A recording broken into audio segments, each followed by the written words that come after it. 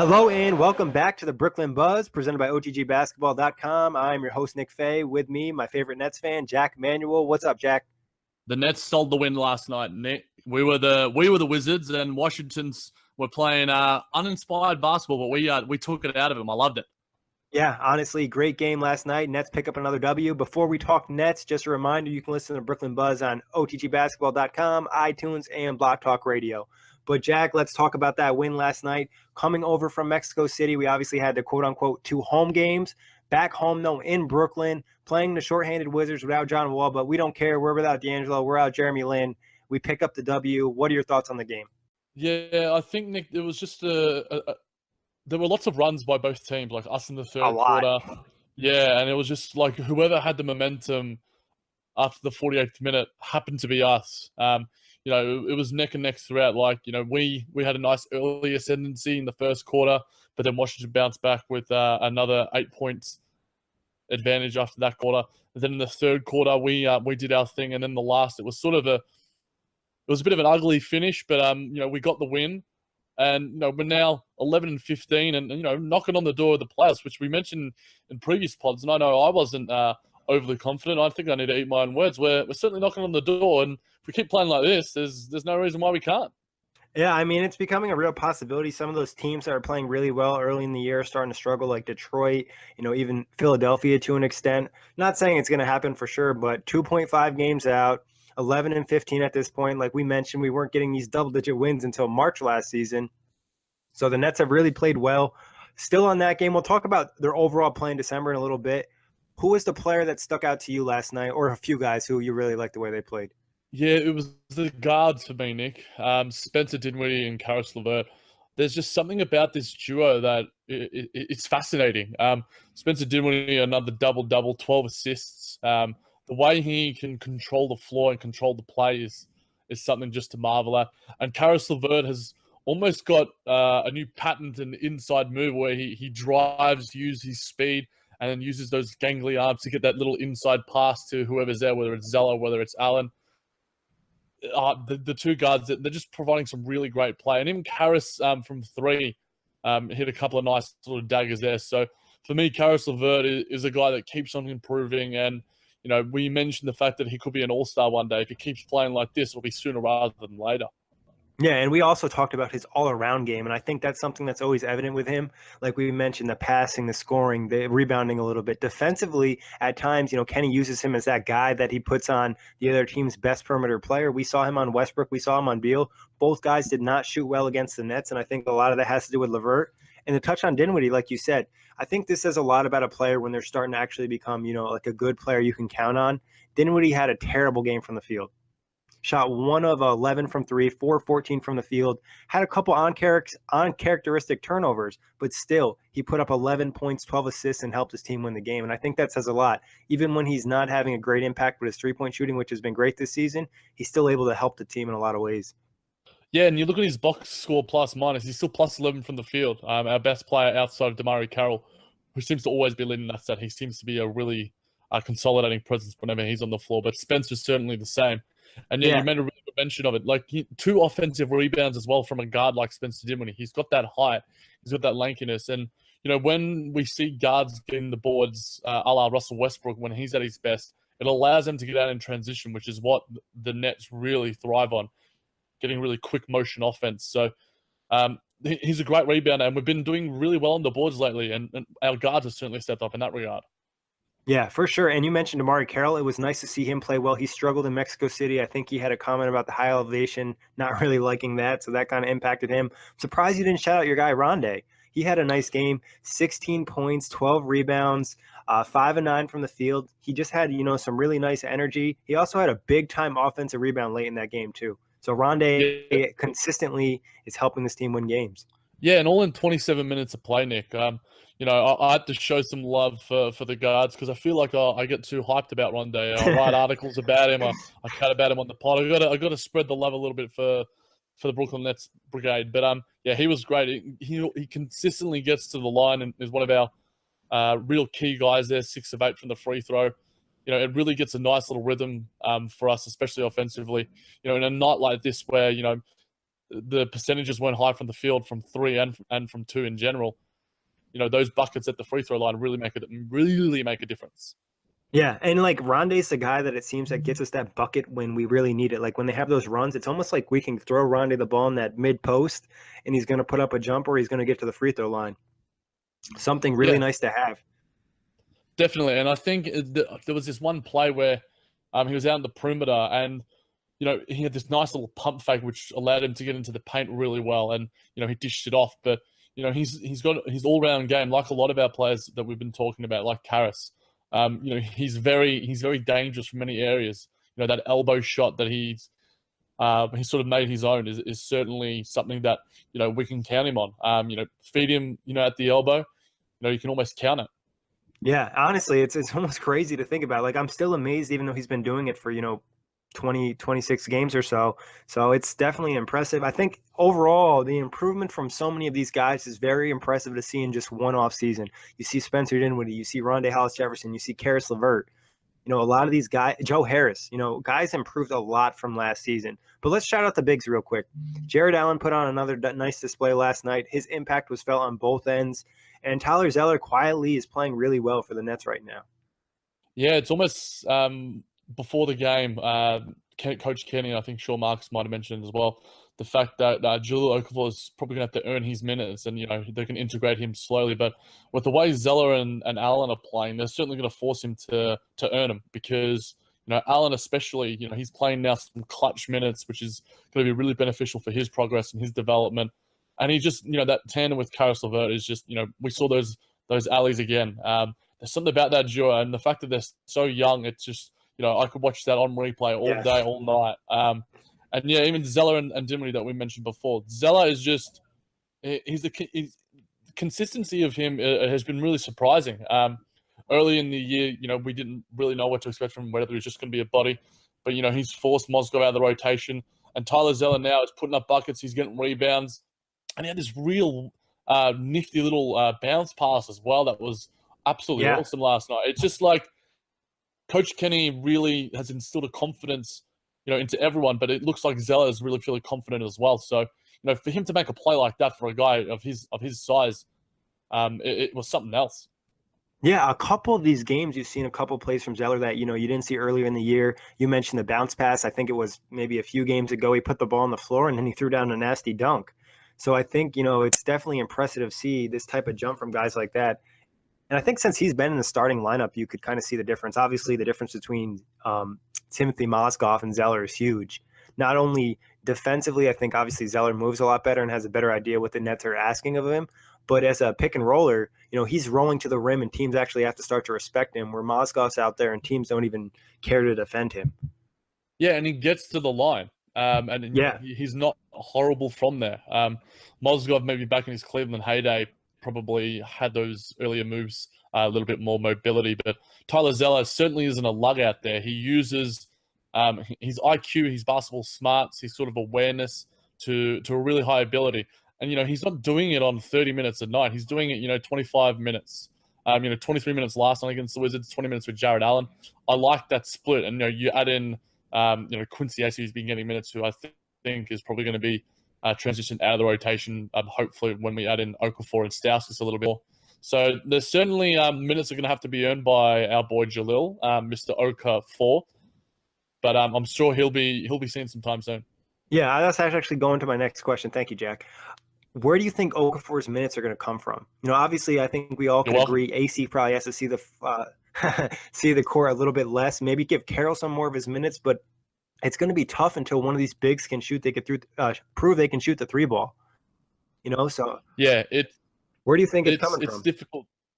It's difficult, Nick, because when guys like Jarrett Allen and Tyler Zeller are playing so well, and they're not playing on elevated minutes, I'd be very surprised to see going through some of the game logs if Coach Kenny played either of them more than 30 minutes, more than once or twice this year. I know Jarrett Allen certainly has, but Tyler Zeller might have in certain situations. But I think, Quincy Acey's minutes probably go to Carroll and Okafor. It's worth taking a gamble. 17 minutes last night, 5 minutes to Mozgov. There's 22 minutes right there for Okafor. You could probably limit. There's going to be injuries probably here and there. Rondae's had his injuries this year. And he generally plays either the 4, and he can sometimes play some small 5, even the 3. Tyler Zeller has had quite a nice run in terms of injury. Jarrett Allen will obviously be rested at stages. He'll be certainly managed throughout the season. So I think that, soon enough we will see Jalil playing minutes, but, it's not going to be 25, 30. I think he'll start at like a 15 to 18 range and then probably grow from there, dependent on his play. Yeah, I think Kenny said it yesterday. Obviously, a lot of fans wanted to see, Okafor and Stauskas play, but they didn't. They're going to have to earn those minutes. And, early in the year, Okafor probably could have came in and kind of really got into that lineup real quick and got a lot of minutes. But with the way that Zeller and Allen are playing, he's going to have to earn those minutes, especially on the defensive end, because both those guys do a pretty good job. Obviously, Allen is looking like a potential elite shot blocker in the future, as he had a nice, I think it was on Markieff Morris. He just erased a shot. Yeah, it was disgusting. Whenever you can block somebody and your hand is on top of the ball, you just own the shit out of them. Yeah, it's a play you'd see on ESPN SportsCenter Top 10. It was just absolutely filthy. And the fact that he's doing this in his 15th, 20th game, the fact that he's already got that confidence and already got that awareness for a guy like Morris, who is no scrub by any stretch. He's not doing this against, guys. He's not doing it against fellow rookies. He's doing it against a seasoned veteran. Yeah, last in OKC, it was Melo. Yeah, exactly. So, there's 2 names to tick off the board. And the way as well, he's not just blocking shots, but he's altering shots. Yes. And he's already probably our best rim protector quite easily. And it's going to be exciting to see him playing 20 to 30 minutes. I just like that Okafor has a real offensive presence, and hopefully, there might be lineups where we see Okafor and Allen together. It's just going to be interesting to see how they use that floor spacing on defense. But I'm like many. I'm excited to see Jalil, but he's going to have to earn them, as we keep on saying. Yeah, to touch on Jarrett Allen, his impact is instantly felt on the floor on both ends. Right now, he currently leads the Nets in offensive rating at 123, and defensive rating is the lowest on the team at 106. So not only is, like you mentioned, the rim protecting, the impact, influencing shots, but offensively, as a roller to the rim, the defense has to react so much more because they're not trying to give up that easy oop. So I think soon as, things really start to progress, we're just going to see so many nice plays. I think quick shout out to Kenny Atkinson, though. I think it was late in that fourth quarter, he drew a play up out of the timeout. Beautiful, got Crabbe a wide open 3, and that ended up being, the main factor that got the Nets to win. Yeah, and we saw the screen from Allen, I think it was, as well. So just those simple plays and the execution. Despite the fact that Crabbe has been up and down in terms of his shooting this year, he's still our best player.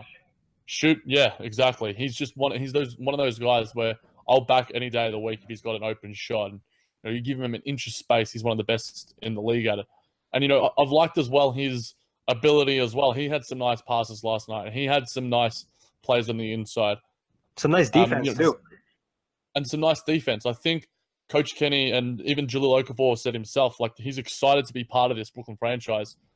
And we saw in his first presser that, he's willing to do whatever it takes. And I think it was Coach Kenny, the rumor going around is that, he was the one working out Stauskas and Okafor on the back of the Mexico trip. So that's our boy Kenny. And I mean, people are already talking him up now after that Wizards win. It was all over Twitter, Coach of the Year candidate. I'm chucking him in there because, the fact that we can do this on off the back of a road trip, technically, and with guys, being traded and with such a lack of depth in our roster in terms of, health, it's just something to be marveled at. Yeah, Jack, honestly, great point about Kenny. I think you and I mentioned him on the NBA Outlet last weekend, as like maybe a dark horse guy to grab a few votes, but I saw somebody else tweet that out last night as well. Coach of the Year candidate, 11 and 15, arguably your 2 best players going down, and definitely your most gifted offensive player in D'Angelo Russell, and you're still able to, really play well and compete with these teams. Well, we're going to kind of talk about the Nets, play over the last month in December. 5 games, 3-2, wins over Atlanta, OKC, and Washington, losses to Atlanta and Miami. Offensive rating, 100.2, 28 since then. Defensive rating, 98.4, first in the league since in the month of December. Assist percentage, 68.4, third in the league. Rebound percentage, 51.2, eighth in the league. Turnover still an issue. Turnover percentage, 17.3, 29th. True shooting percentage, still not shooting nice.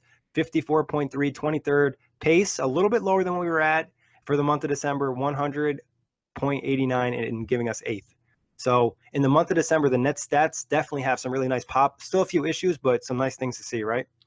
Yeah, I think the one thing that sticks out there, Nick, is the assist percentage. Last night, I think that was one thing that was really evident.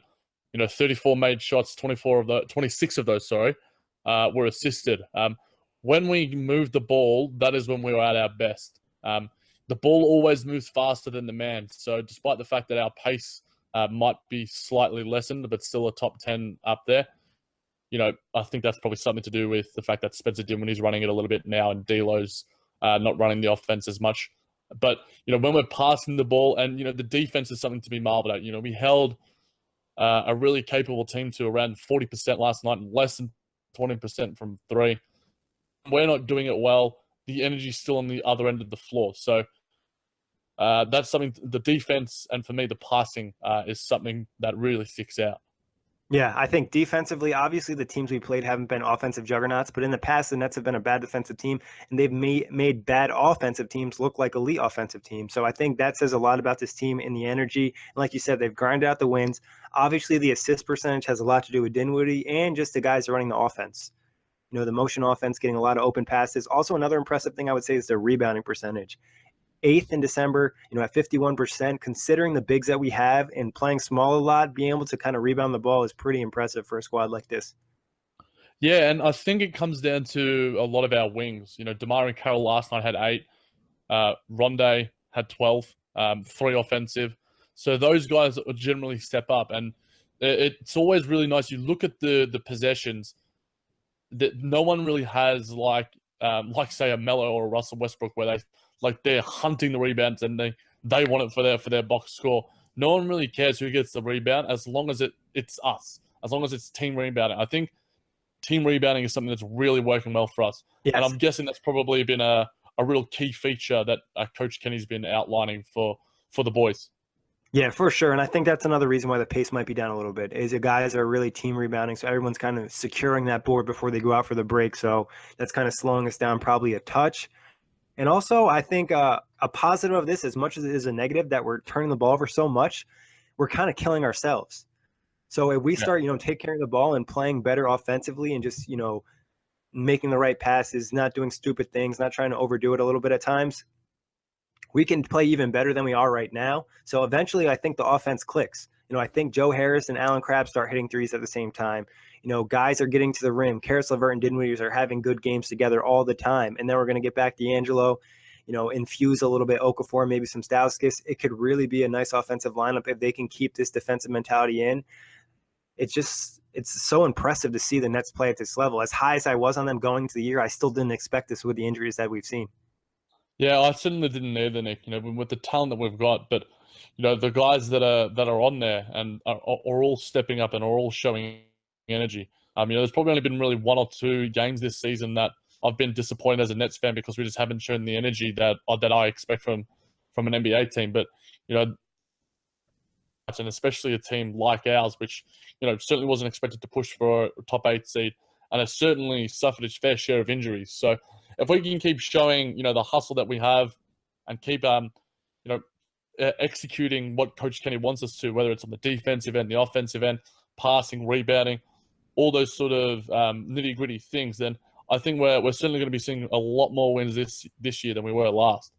Yeah, for sure. And I can think right off the top of my head, I think there's probably 3 games that I can think of where the Nets didn't really play with good energy. That Knicks game early in the season, the home loss to Denver, and the home loss to Atlanta. Other than that, most games are in it competing. Sometimes they just miss shots in the fourth quarter. So long as they're executing and playing hard, we can't complain, especially because we are, like we said, we mentioned on this pod and the last pod, we weren't in the double-digit win territory until March of last season. So we're way ahead of schedule. Yeah, and we're playing well on the road as well. We're not necessarily, people are talking about crosstown rivals and Knicks as a possible playoff seed, but they're only doing it at home. They can't do anything on the road. Whereas the Nets are bringing energy and hustle no matter where they are, what arena they're at. So I think if we could continue just to show consistency, I think that's one thing you can't really teach. Teaching consistency is a really hard trait to instill into players. So if we keep showing the same effort every night, Luke Walton out in LA, is something that's one thing that he always preaches with such a young squad is effort. And we continue to show, as you mentioned, 2 or 3 games out of like a 26-game season. That's not too bad from a team like us, who was expected to be a low lottery team. And we're right now knocking on the door of the playoffs. I'll take that any day of the week. Yeah, and I think what makes so much sense and it's going to help the Nets is you talked about kind of infusing that energy into the culture. You know, if the Nets win and they're playing hard all the time on both ends, even when the shots aren't falling, and that translates to winning games, it's really easier to sell that culture and get players to buy in. And I think a lot of it has to do, and you hinted at this a little bit earlier in the pod, Kenny Atkinson. Okafor and Stauskas saying like, oh my God, like we worked with Kenny Atkinson. He's the first coach I ever had that practiced with us on the court. Like, I think people are really starting to be like, all right, wow, this guy Kenny in Brooklyn is for real. Players are starting to really be attracted to him. You know, in the past, we know every time they play Atlanta, some of those guys are always coming over talking to Kenny. Al Horford, when they play Boston, always has something to say. Paul Millsap, when they play Denver. So I think Atkinson's reputation around the league is really going to start to help the Nets in the future. Same thing with Sean Marks and the overall vibe of the Nets. I think Nick Stauskas said when he talked to Caris LeVert after the trade, he said, tell me like about the Nets. He's like, I'm paraphrasing here, grade A organization all around, on and off the court. So I think that says a lot about the team moving forward and being able to attract good players. Because obviously at some point we're going to want to sign free agents. Yeah, and we have the market there. Like, the days before when we got in KG, Paul Pierce, there was rumors of Dwight Howard back in the day. So it's not like we're not a free agent destination. We just haven't been due to the fact that, the culture in the organization itself, as you hinted at, Nick, has been a shambles. Coach Kenny and Sean Marks have been the ones that have been highly credited with changing that around, and I'm sure a lot of the support staff have been a big part of that as well. The entire Brooklyn team around them have just worked wonders. And, Coach Kenny, not enough good things can be said about him. I think the way the NBA is heading in terms of coaching, player development and player-focused coaches are becoming the norm. And we have one, and we have probably one of the best ones. He understands the players' needs. He understands how to get the best out of them. And I wouldn't want any other coach. And, it's been hard to say that. I probably wouldn't have been able to say that in my tenure as being a Nets fan, because, we look at Lionel Hollins and guys like that, where it's just like there is no system. The players didn't want to play for the coach. Whereas it seems like with what the Nets are doing these days, they're playing as an embodiment of Coach Kenny, which I've mentioned in previous pods. Yeah, honestly, I was just actually going to ask you, like, what's probably your favorite head coach of the Nets? Obviously, it's easy to not like a guy after they're fired, because I'm sure myself included, a lot of Nets fans loved Jason Kidd when he was the coach because of what he did with the franchise as a player. But, I mean, Lawrence Frank, he's not super exciting guy. He did a pretty good job. Byron Scott, obviously, Kidd got him fired. And then we had Avery Johnson. He got fired as well. Lionel Hollins, I really didn't like him. He just felt so negative all the time. So PJ Carlesimo, he was okay, but he always seemed to get so mad, and he wasn't big on Brooks shooting. And I think all of the coaches, like, there's just some things that you see now with Kenny and what he does with the system and allowing players to be the players they want to be, and it helps them so much more, and it allows them to feel confident. So when Lionel Hollins was coaching the Nets, I feel like the guys were scared to do certain things on the floor, and he was just always so pissed off. Yeah, if Lionel Hollins was coaching this team right now, Nick, I highly doubt we would have 11 wins. We'd have 4. We'd have barely that. I doubt we would be seeing the same play from a guy like Caris LeVert and Jarrett Allen, especially not a guy like Rondae Hollis-Jefferson, who we know has had his issues in terms of his mentality, and with a guy like Lionel Hollins, who probably bangs the life out of you in terms of the confidence.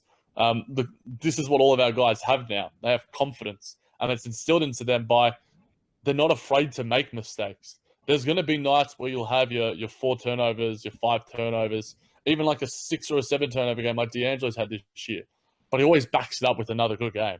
And that's what I think Coach Kenny has instilled. And we mentioned about Rondae early in the season, how the fact that he found it really hard to move on from plays, let alone game to game.